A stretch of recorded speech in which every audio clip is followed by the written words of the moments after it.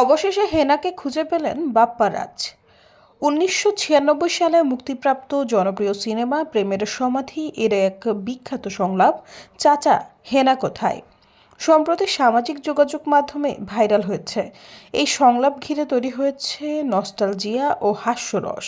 বহুদিন পর অবশেষে সেই হারিয়ে যাওয়া হেনার দেখা পেলেন অভিনেতা বাপ্পারাজ। সম্প্রতি অভিনেতা নাইম টাঙ্গাইলের সাহেব বাড়িতে এক আড্ডার আয়োজন করেন। সেখানে উপস্থিত ছিলেন বাপ্পারাজ সহ বিনোদন জগতের অনেক তারকা। এই আড্ডারই এক বিশেষ মুহূর্তে মজার ছলে হেনার খোঁজ পাওয়ার অভিনয় করা হয়।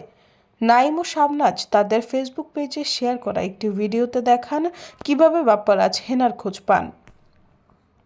ভিডিওতে দেখা যায় একটি গাড়িতে চেপে এসে বাপ্পারাজ নাইমকে জিজ্ঞাসা করেন, নাইম ভাই হেনা কোথায়? তখন নাইম মজা করে বলেন, বাপ্পা তুই অনেক দেরি করে ফেলেছিস, আমার সঙ্গে হেনার অনেক আগেই বিয়ে হয়ে গেছে। এই শুনে বাপ্পারাজ নাটকীয়ভাবে চিৎকার দিয়ে নাইমকে জড়িয়ে ধরে বলতে থাকেন, আমি বিশ্বাস করি না। এরপরই পরিবেশ হয়ে ওঠে আরও আনন্দময়।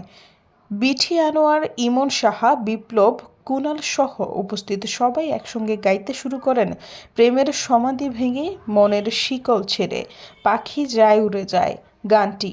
আর ঠিক তখনই সকলের সামনে উপস্থিত হন পর্দার হেনা, শাবনাজ।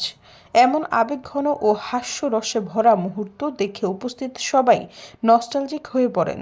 সামাজিক যোগাযোগ মাধ্যমেও ভিডিওটি ব্যাপক সাড়া ফেলেছে।